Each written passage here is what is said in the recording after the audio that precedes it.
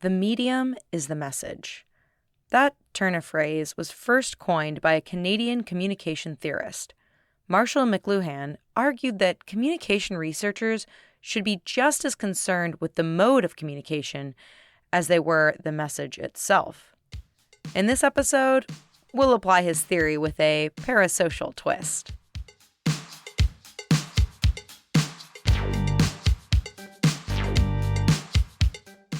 Welcome back to In Defense of Fandom. This season, we're exploring across genres and mediums to better understand parasocial relationships. That's the one-sided relationship that can feel like a typical reciprocal, real relationship to a fan, but where the public figure doesn't feel the same relationship. Last episode, we talked about the history of parasocial relationships and the research about what they are. Today, we'll explore how these relationships may or may not differ across mediums. After all, I came to this space from the supernatural TV fandom, but Lord knows there are plenty of parasocial relationships in music, podcasting, and YouTube spaces.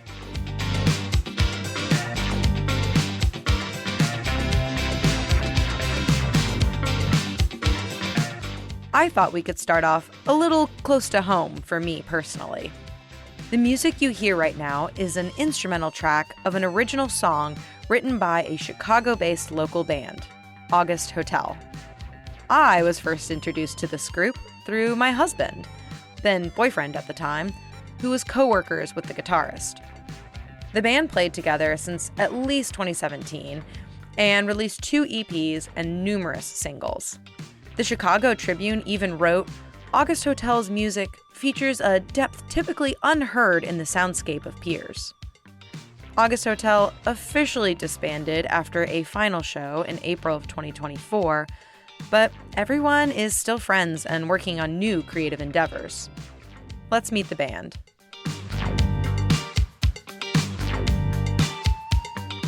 Hi, my name is Dean Sinclair, he, him. I was drums for August Hotel, and I do freelance drums and percussion for some other artists in Chicago and beyond. Cool. I'm Eva Padilla, pronouns she, her. I was mostly doing lead singing for August Hotel. I'm Ryan Lammers, she, they. Played guitar for August Hotel, currently playing guitar for the Weekend Run Club. I'm Cale Singleton, he, him, and I played bass for August Hotel. Missing from the gathering was saxophonist and keyboard player Landon Hedges. As a fellow Texpat, I don't begrudge him for going back to Texas to see his family, though he did miss out on our conversation. Oh, and because this was recorded in person, except for Dean, who joined us via Zoom, you might hear an additional guest in the background. My dog Zoe couldn't seem to stop chomping on her bone while lying under the table where we were sat. We're definitely going to get some Zoe chomping. Some of our favorite tape of her, weirdly enough. So, yeah, sorry about that. Now back to our conversation. I started by asking August Hotel whether any of them had ever developed parasocial relationships with other bands. Cale was happy to enlighten me. I had one with the I had one with the members of Flight. Yeah, that feels right. They're an English band. They're absolutely wonderful. And we covered one of their songs. Forever ago. This was what, like 2015 or something. It was so It was so long like that. ago. That feels 2014, about right. 2015. And they posted on their Instagram, and we like met them a few times, and I was like, oh yeah, my friends, like in Flight. Like it's just, it's a thing that it's very hard to describe because you genuinely feel like you know them. Like I really felt like I knew them because I kept up on their like videos and music videos and releases and all that. So I definitely like formed that bond. And then I remember we met them the first show that a couple of us went to. and we talked to them afterwards, and we had seen them before, but it was very clear that they did not remember us at all. And I was like, oh yeah, because you're like normal people with like lives and are like professional musicians that do not live in this country and like do not, live and die by our, our presence or whatever. So it was like, it was a good reality check. I saw them one time in Milwaukee. They were opening for Jade Bird. And basically no one at the show was really there for them. So after their set, I went over and I was talking to them at their merch table, and they did, because I had just seen them at Chicago the night before, and they did at that point, like, that was not too long after, like, and they did remember at that point. And, like, I ended up just kind of hanging out with the singer at their merch booth for a while, because, like, he had nothing else to do, and I, like, wasn't really there for the headliner either, so we were just kind of, like, shooting the shit at merch for a little while. So I feel like the next time I saw them, it took him a moment. He was like, I know you from somewhere. Their bassist had no idea, because he and I hadn't spent the same amount of time talking. So this is all to say that, yes, even when you're a musician, you can still end up with a bit of a parasocial bond to other musicians. But what is it like from the creative's perspective? As a local act, August Hotel wasn't playing sold-out stadium tours, but did they often consider how an audience might interpret their songs? Like, at the level so that August Hotel was at, like, writing songs, there was the hope that maybe someday these would be songs that, like, could speak to a large amount of people, or that, a greater number of people might hear. And there was, like, a certain level of coolness when you would have strangers be like, that song meant a lot to me. And I'm like, how do you even know this? How do you know who we are? But, like, I don't know. I guess I was never conscious of, like, are people going to read into this? Because I never thought of us as really being, like, at the level where it mattered, or, like, where anyone would care that much. I think I thought of it more of, like, if I was writing about someone that I knew, I didn't want to, like, write anything that would affect them in a weird way. Like, that crossed my mind. Mm-hmm. I thought about, like, how is this going to affect the people immediately involved in whatever is inspiring this song? But not like, how is this going to impact how people listening to the song think about me? I think a lot of times with writing, and people have different philosophies when it comes to writing, but I think something that is always on my mind is, how do you make the personal universal? And you don't always have to do that with music and stuff like that, but I think that's kind of the way it reaches an audience. And there's a combination of factors that make a song speak to someone. Perhaps they've had a very similar experience to a very specific situation that's being described, and maybe not. I know that for when we wrote the song "Star" in our band, some of the lyrics in that are more just, some of the lyrics I was writing that for were more just like universal things. But something that was kind of difficult was there's a line that referenced like abuse that I experienced when I was younger and stuff. And the person who, like, I'm still in contact with person who, was the source of that. And when he heard that, in the song, it's, he was like, it took him a bit to understand, like, people are going to hear this part of it, and it's not explicit necessarily, but that's something of, like, you have to let other people in, because to some extent they may understand your experience or something. But it's all on the artist, really, how far they want to take that.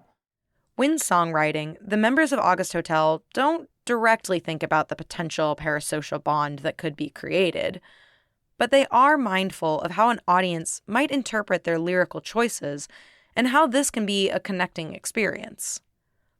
But even after the song is written and performed, I wanted to know what the fan interactions were like for the band.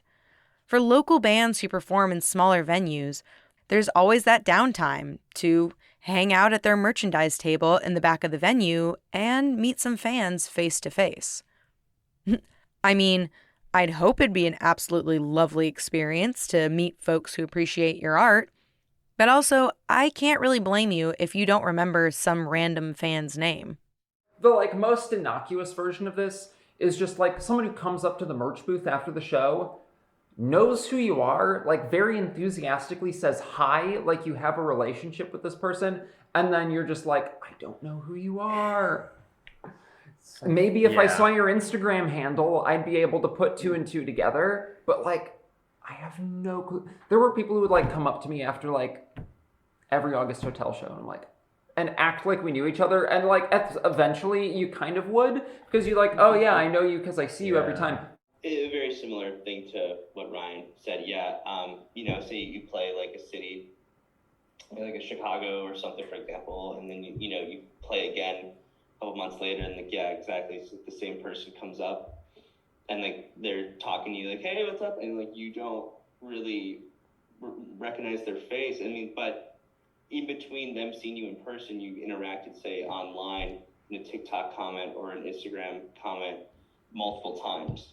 But exactly, sometimes I know some of these like fans by their handles, and not always is their handle even their name, or is the photo even their own, So it gets confusing sometimes. I think they tell you the times where they've seen you in the past, and you kind of start putting it together, and it's kind of it's embarrassing. Like, I feel like I do owe it to some people, but also at the same time, there's a lot of people that we are interacting with both in person and online. It's a difficult thing. It's like, you were maybe the only band member they talked to that day, for example, maybe, I don't know. But it's unfortunately, they're not always the only fan or supporter or friend that we talk to that day sometimes. Just as I suspected from my interactions at Supernatural conventions. Those guys might remember having seen my face before, but they do not know my name. Dean, former drummer of August Hotel, said some of the bands he's been touring with lately actually have a fan meeting system. I started playing with this new artist this year, and in certain cities they'd be like, okay, so tonight you're gonna meet these people, and they just give you like a little briefing heads up, for good or bad sometimes, I guess, who you're gonna encounter. So I appreciated that. And it was just like, like you'd go to like a certain city or something and be like, okay, you're gonna meet so and so tonight, like she's seen us 30 something times, like it's like she's so awesome, it's like she's probably gonna like have something made for you, or yada yada yada. Or sometimes they're gonna be like, oh my god, we're in this city, it's like, oh, do you think that person's gonna be here again? Like, someone who just kind of maybe overstayed like a welcome at a merch table, or someone who sends like DMs all the time and things. And I do have to say, I feel like I've been affiliated with artists and musicians who are very respectful and good towards their fans and the people who support them.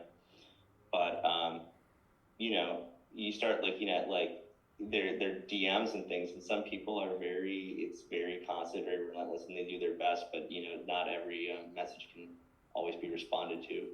Like many fans on social media, we all seem to be vying for attention, especially when it feels easy to send a DM on Instagram, expecting that you'll be responded to.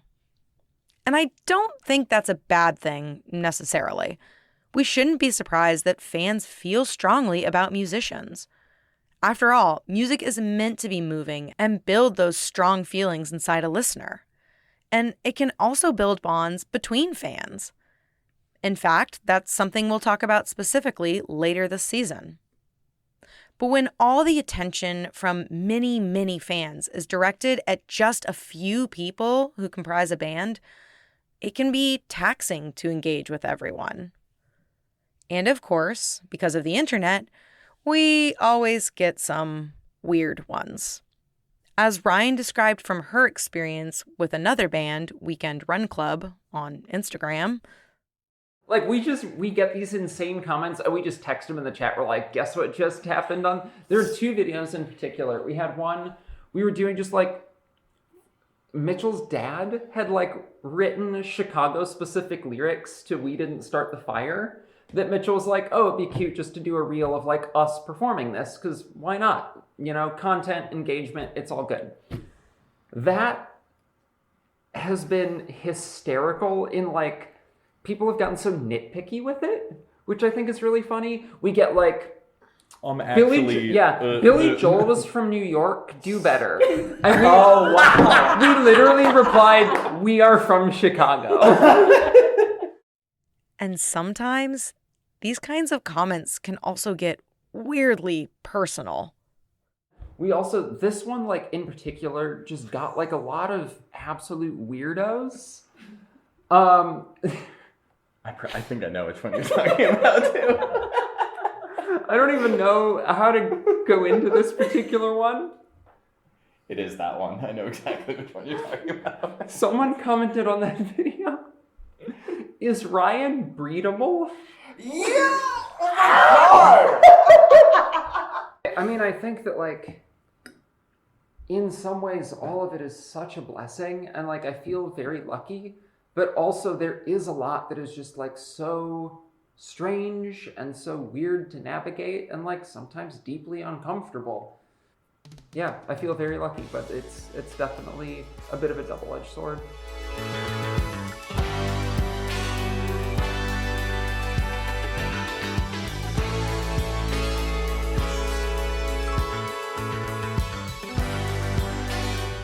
You know, I wish weird comments about a person's ability to bear children wasn't such a common refrain on the internet. But, well, it is the internet. I'll tell you a thing that weirded me out. This is journalist, podcaster, and podcast producer Alex Goldman. Someone posted, there was like a friend of mine sent this to me because I don't read forums about the things I make. I think it's just like brain and soul destroying. I don't think that it's good for me. It's healthy for me to do that.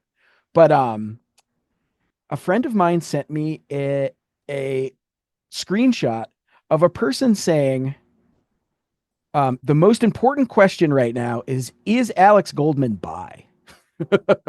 And I was like, is that the most important question? That seems like a really unimportant question to me. Also, what a strange thing to wonder. Like, what about my show makes you wonder about my sexuality? So yeah, apparently asking invasive questions aren't limited by gender or media format. Alex Goldman, by the way, is the host of the show Hyperfixed.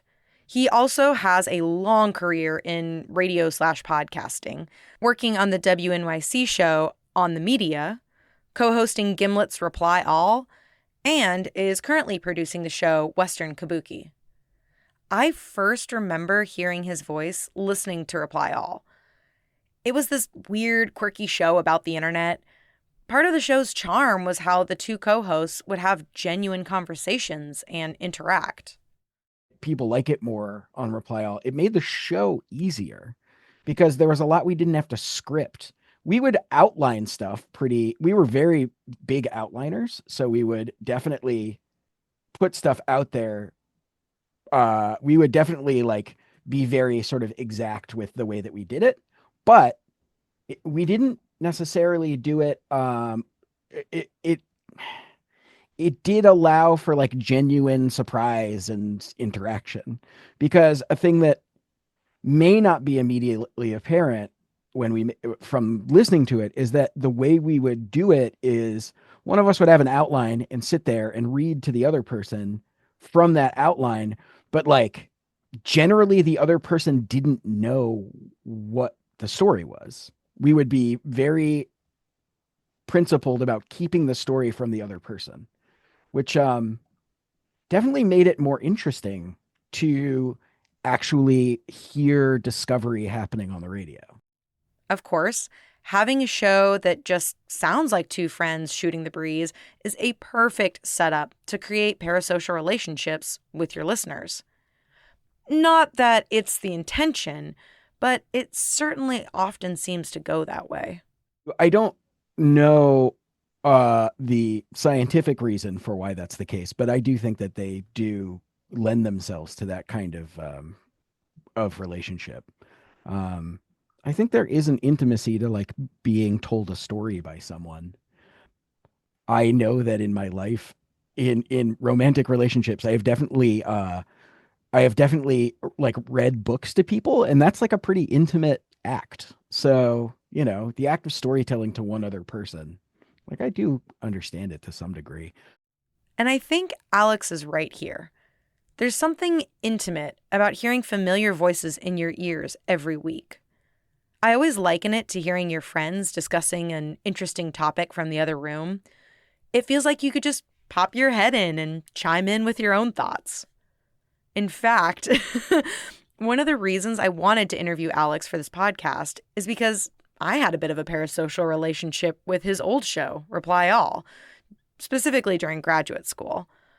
I started a podcast club in grad school, like a book club, but for even bigger nerds like me. And we often listened to Reply All and discussed the episodes. I mean, I think that it's just like everybody else. Like I have podcast friends that I like to spend time with. Um, there are the difference is like that like I have the rare ability to maybe meet them in a somewhat professional, somewhat friendly setting. But yes, definitely shows that I listen to and have listened to that I feel really close connection to or emotionally invested in the people who make them. So, yeah, it was comforting to hear that I'm not the only podcaster who ends up with my own parasocial feelings. Glad to hear I'm not alone here. Both Alex's current show, Hyperfixed, and his previous work on Reply All centered on personal storytelling and interweaving personal experiences with the narratives they were telling. But putting yourself, your voice, your opinions, your personal experiences into a show doesn't mean that the show reveals every aspect of who you are. It's a strange thing to be making something creative under your own name because, yes, on the one hand, yes, that is me, but it's also like a very specific facet of me. It's not all of me, if that makes sense. And I think people just imagine that like I am just that guy from Reply all the time. But in reality, like I am I am quiet and I spend a lot of time alone and like it's my whole thing is a very different vibe than that person. I think a lot of people think they know me really well. And that's a weird feeling. It's a very lopsided kind of. There are ways in which I have power that other people don't because they know who I am. And then there are ways that they have power that I don't because they know who I am. This is the primary weird power imbalance of parasocial relationships. As the sharer, we have the power as creators of our own narrative. But we also lack the protection that anonymity offers, which can lead to some uncomfortable situations. I mean, well, the hardest thing, honestly, is the fact that, my former creative partner and I had a very public breakup, I guess you could say, and I don't really want to talk about it. There's no part of it that I have anything to say about to the general public. So, other than, hey guys, I don't really want to talk about this. Like, none of this isn't for you. I think, and again, people are generally very cool and very understanding about that, and occasionally are very shitty about it. Just because we're let into someone's lives doesn't mean that we deserve to have full access to everything. But when parasociality comes into play, that line can feel blurry, even if it's not. But as Alex said, people are generally nice and understanding. And to some degree, since so many podcasts today are listener supported, podcasters now need to cultivate a certain level of engagement with listeners so that they'll support the show. In other words, their show's survival can be dependent on building parasocial bonds with their listeners. Right now, we are in a situation where there is not a lot going for the little guy in terms of media creation. And really, this is kind of like the direction things are going. Everybody is going to be their own little brand. And I personally don't like it very much. Like, I don't like having to do that. It feels unnatural to me. It feels kind of fake to me in a weird way. Like, I have a very hard time with it. But also, at the same time, um, it's just the nature of it's the lay of the land now. It's like just the nature of what we do. Like, if you want to have a fan base that sticks with you, you need to be to a certain degree accessible to them. Remember, Alex got his start in public radio with an NPR affiliate. So, seeing this shift where the only way to fund new creative work is through Patreon or Kickstarter or Ko-fi is a pretty large shift that requires being more accessible to your audience. When I was making Reply All, we made all of our money from ad money. And now we make all of our money from, I mean, we make a little bit of money from ads, but we're pretty much just directly asking people, please please contribute to me making the show. And that's a hard thing to ask and feels really weird. And I understand that there's a trade-off there. I'm like fully clear-headed about the fact that I have to be willing to share a bit of myself that maybe I wouldn't have been comfortable with otherwise. It is a weird thing and a hard thing to ask for money. But also, creators gotta fund their work somehow. And one way to do that is to have a paid subscriber tier that includes parasocial perks like Discord channels or live stream events. I personally see this funding model most in podcasting, but really it seems to have spread everywhere. And if that's how we get great new shows like Hyperfixed, well...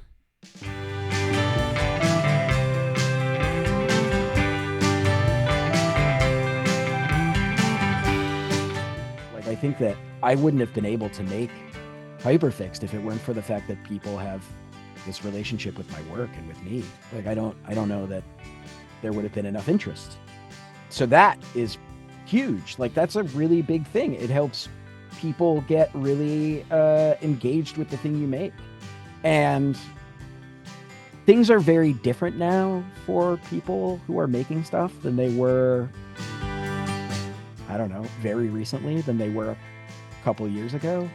So having to be like a personal brand on the internet, it's not my dream. Like, it's not my dream. Don't have a desire to do that. But that said, it has helped me a lot to have already had a certain amount of my personal life exposed in such a way that people relate to me, you know, like people really do.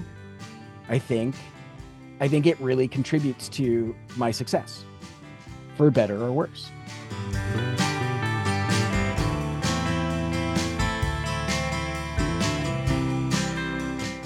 So I started making YouTube videos as like a side fun hobby public service project. I was really frustrated with how much there wasn't really super fun and easy to watch content. Most of the stuff, I mean, this is back in 2015, which is like a decade ago. I'm thrilled to introduce you to another colleague of mine. I first met Dr. Ali Matu in 2017 through a science communication conference for graduate students. We immediately bonded over our love of Star Trek and shared background in psychology. And when I started, I named it The Psych Show because I wanted to make some mental healthy stuff, but also some like random stuff about snowstorms and how that affects us, and then also like Marvel, Star Trek, that kind of thing, right? And over time, as my focus there has changed and as YouTube has evolved and it's become less of the side thing I'm doing and more of the primary thing I'm doing, I've run into many more people who have watched my stuff over the last 10 years. Video creation on YouTube seems to be particularly susceptible to parasocial relationships.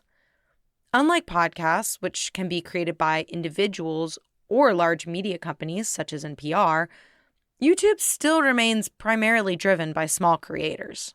I never thought about parasocial relationships that people might have with me ever when I started that. Because I was thinking about it really much more as a teacher that is making more interesting educational content and putting it on the internet.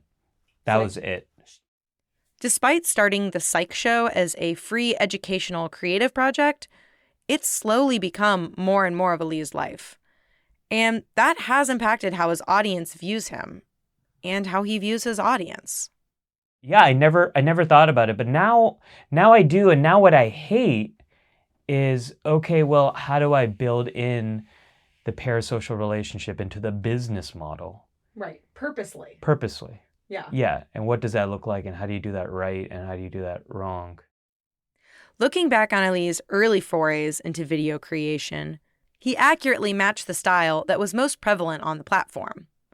5-minute short videos on a single topic, sometimes linked to his geeky interests in comics or Star Trek.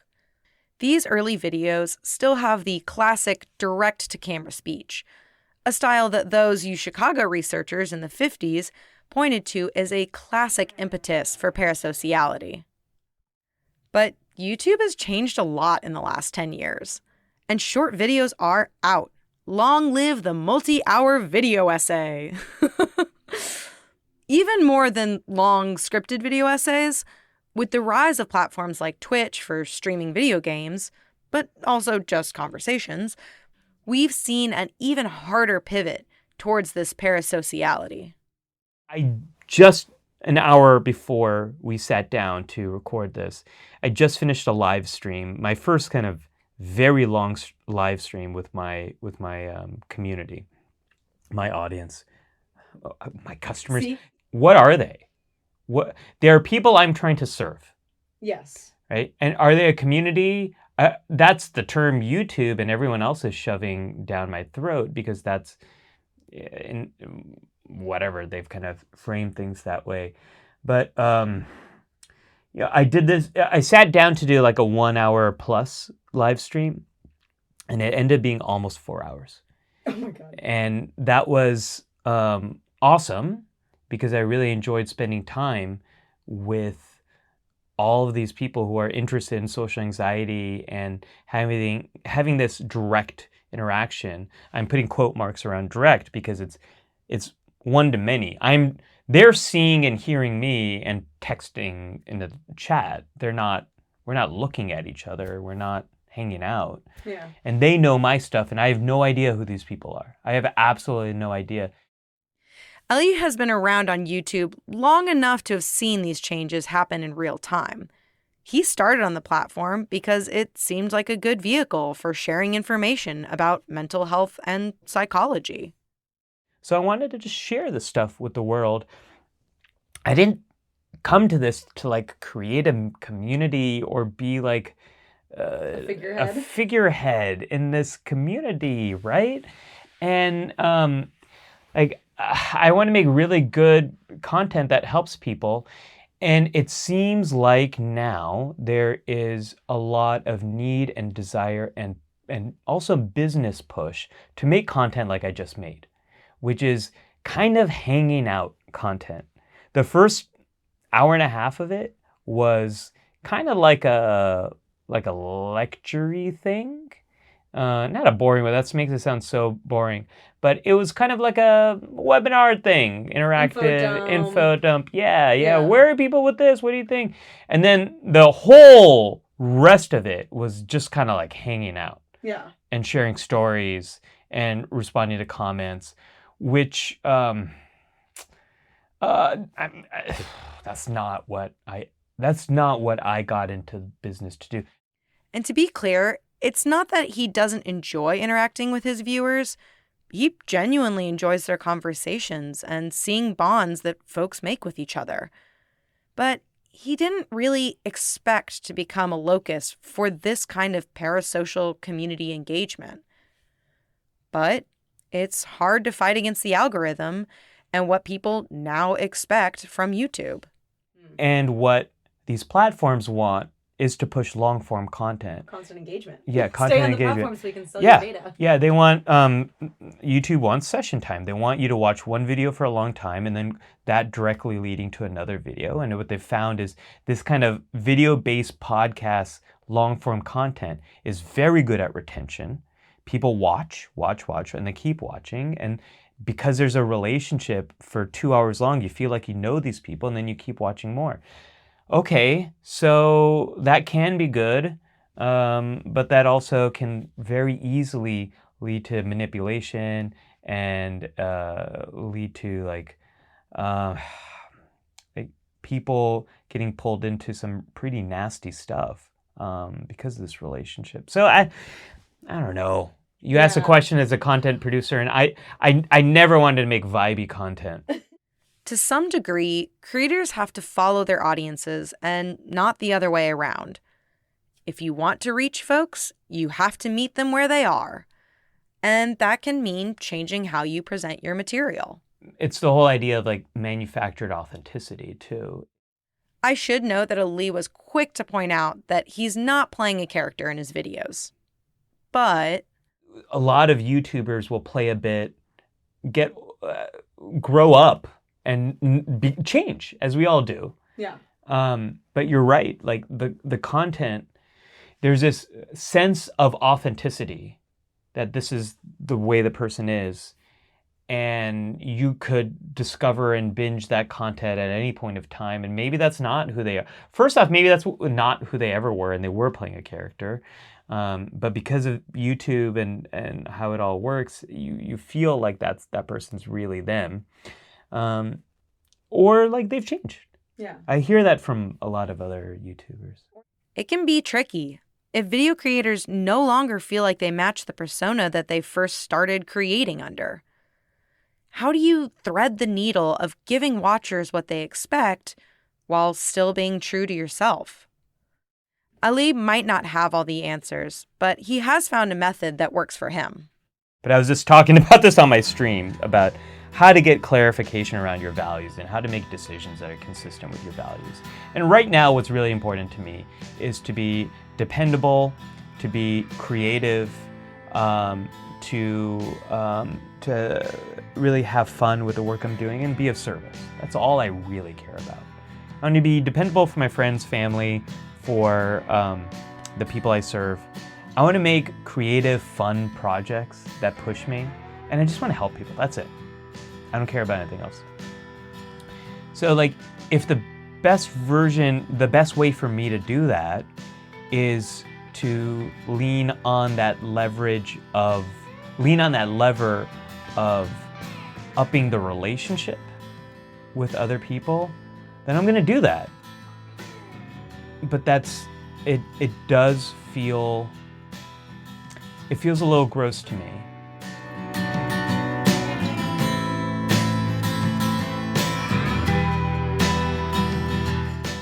Don't worry, we'll hear more from him in future episodes this season.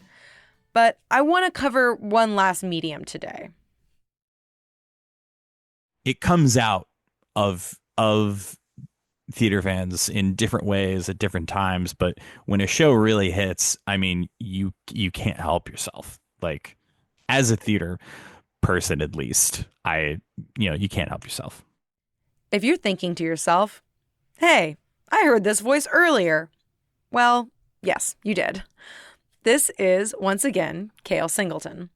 Besides being the bassist for August Hotel, Kale is also an actor in musical theater. So I was cast in a show called Heathers. I played JD, and it's a musical version of the 80s movie, of the classic 80s movie. And, JD is this sort of like damaged kind of like, I don't even want to say anti-hero. He is the antagonist of the show. Like, he kills two kids and tries to, blow up a school. So, but in the musical, he has all of these songs, and the actors that are normally playing him are these like attractive guys. And So it courts this very specific sort of reaction from specifically like heterosexual women in the musical theater fandom. And Heather's at the time when we did the show, it was, I would say it was at like its peak in terms of like fan rabidity. Like they were just any piece of like media or any shows that were going up, they would flock to those things. Not quite as intense as the next show I'm going to talk about, but we'll get there. So we filmed our show. It was very good. Everyone, top to bottom. And, you know, we would always film the shows and, you know, they give it to the cast just as like a memento, you know, whatever. So someone, we still don't know who, put it onto YouTube, the entire show. And that's technically illegal. But it stayed up long enough for it to get like 500,000 views. And a lot of us. So, of course, we saw this and we immediately all went into the comments and were reading and were texting each other like, oh my God, this is insane. Cale had been in plenty of shows before this, but Heather's was his first real dip into the parasocial world surrounding theater. What he thought would be a fun local production took on a wholly unexpected level of internet fame. Because a video of the performance was uploaded online, Cale and other performers from the show got to watch as the number of views and occasionally unhinged comments climbed. Sometimes it was just sweet notes complimenting the performances or set deck, but there were also comments, like one directed at Cale that simply said, in all caps, "Lick me, daddy." Y'all, I know the internet is horny, but this continues to be so weird. I was like just uncomfortable with it. And it was very strange. And we didn't really know how to handle it. So it got taken down. But by that point, people had recorded it off of YouTube. So the video got taken down and then it got posted on 3 other accounts. And each of those videos got like between 15 and 20,000 views on each one. So like it was this insane moment of just like, oh, like all of a sudden it's like being in a room and like a really, really busy room and there's this lull and you make a sound and then all of a sudden everyone's looking at you. Once again, that's not to say that there weren't totally normal, sweet comments as well. But perhaps public comments on a YouTube video aren't exactly evidence of parasociality. What better fits the bill is fans slipping into Cale's DMs to try and start a conversation. I responded to the ones that were like normal and were like respectful. I was like, you know, just people like genuinely like just like being really complimentative or you know whatever, and I would just be like, you know, thank you so much. I would keep it really short. I wouldn't, you know, go into a lot, but you know, there were a bunch that were like asking me like what street I lived on and you know all of this other stuff. So it was like it was weird for like a solid 4 or 5 months and then it kind of fizzled out. But this wasn't Cale's only brush with weird parasocial fame. His, I would argue, much larger role came later. After that, I did a show called Be More Chill, and that was kind of probably the peak of when I experienced parasocial being put onto me. Be More Chill was based on a 2004 novel by Ned Vizzini. After a New Jersey regional production in 2015, it premiered off-Broadway in 2018 and later made it as a Broadway production in 2019. It's like Little Shop of Horrors, but with technology is basically the thing. Actually, yeah, it follows basically that, almost that exact plot point now that I think about it. So just a quick recap. Be More Chill is about a teenage boy who takes a pill with a tiny supercomputer inside to become cool, only to discover the AI inside wants to take over the world. It's got all the classic themes of wanting to fit in, the threat of technology, and the struggle to remain true to yourself. Anyways, Kale auditioned and was asked to join the cast as Squib, the evil AI. And we started shows. I didn't realize how intense the fans were until we sold out our entire run almost immediately, and then we extended, and then we sold out the extension immediately as well. Because we were the first theater company to put it on in Chicago. Because Be More Chill had just opened on Broadway, there was a massive fan base for the show. And they turned out. And a bunch of them, like, I met a group that had driven from like Ohio or something, and they like packed their 5-seater with 6 people. And there was people with tattoos. There were people who made merch. There were people who had like shirts that they got like from the Broadway. There was actually a girl who saw the show on Broadway because we opened the same night that they did on Broadway. So like we got like a video message from like the producers or something being like, it's so cool that you're opening in Chicago at the same time as us. It's great, and we're just like, it was this crazy sort of moment. And this girl had seen it on Broadway and then took a flight at 6 a.m. out of LaGuardia to make it to Chicago in time to see our closing matinee. So it's like these fans are on like a different level of intensity. And that definitely shone through when I went to Instagram and I realized that fan art was being made of me, which was wild. Sounds just like the SPN fandom I reported on for season 1 of this podcast, huh? But when Kale was flooded with messages, DMs, and comments, it came as quite a surprise for him. So it was like this strange thing where I knew I had no obligation, but I felt, because of just the nature of the show and the nature of how intensely the fans latch on to the messaging of the show specifically, that I almost felt a sort of like obligation to kind of at least continue the conversation. Besides messages, Kale found fan art of his version of the character and tributes to his performance on YouTube. It was a cultural moment where a bunch of younger theater fans latched on both to his character, but also Kale as a performer. I asked Kale if he thought this case of mini fame, where he had strangers trying to message him and become friends, was surprising. He thought it actually made sense when you think about what theater and musical theater really sets out to do.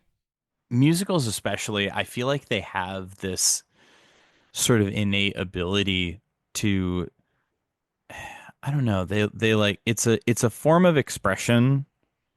So like you have the expressive sort of nature of it. You have these characters that you can relate to, but the songs too are like, it's like being really bonded to like an album of a band that maybe you never see or you never have seen, except you watch it be performed in this really emotive way, and it brings you to this moment of like, from your life. As someone who is both a musician and a performer, Kale sees a lot of similarities between going to see a live musical versus seeing a band perform live. I think theater fans and Grateful Dead fans have a lot in common because there's so much like, yeah, you saw the original Broadway cast, but did you see the transfer in August when this, ensemble member took over this track and it completely changed the whole show? No, I didn't see that. It's like, well, it becomes not just an obsession with the actors, but with the shows as well.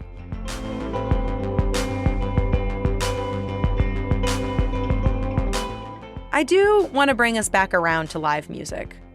Specifically, the final August Hotel performance last year at Shuba's in late April, which my husband and I both attended.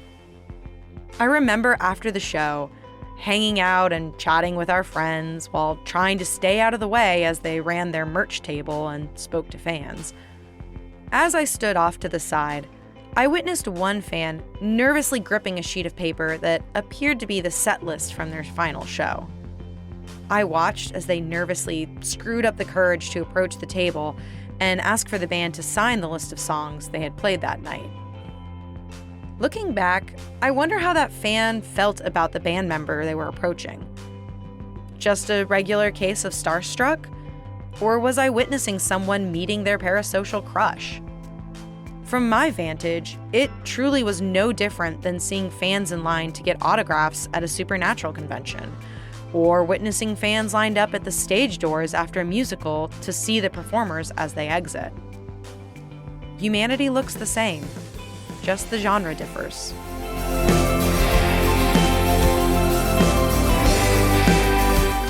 Later, when we were headed to catch our bus home, my husband and I ended up riding the same route as that nervous fan I had noticed earlier. On that quiet Sunday night ride home, I heard them recounting the experiences, reliving how nice the band was and how glad they were to have said something to them. Looking back, I wonder if that was one of many dominoes that set me on this path to investigate parasocial relationships. It's certainly a vignette that hasn't left my mind. That quiet moment, for me as a friend of the band, put so much of the August Hotel show into a new perspective for me.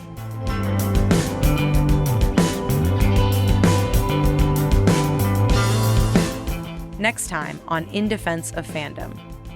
What's it like to be the person between the celebrity and their fans? What's it like when someone has a real relationship with a famous person, and fans think they might be able to use them as an access point to that person? Now for the show's credits. Editorial support was provided by Dr. Anna Funk. Music was composed and performed by Chris Scott. And special shout out to August Hotel, who let me use some of their instrumental versions of their songs. You can check out their full catalog on Spotify. Cover art was designed by Liz Hand. In Defense of Fandom is part of the Geekscape Podcast Network. If you like the show, giving us a review on Apple Podcasts is a great way to help support this work and help even more listeners discover us. Your support is deeply appreciated.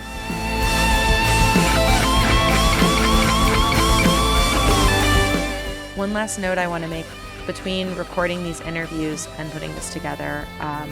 Our sweet baby Zoe, who you heard in the August Hotel interview, passed away very suddenly. So I hope that this episode also serves as a special tribute to our goodest girl. Thanks.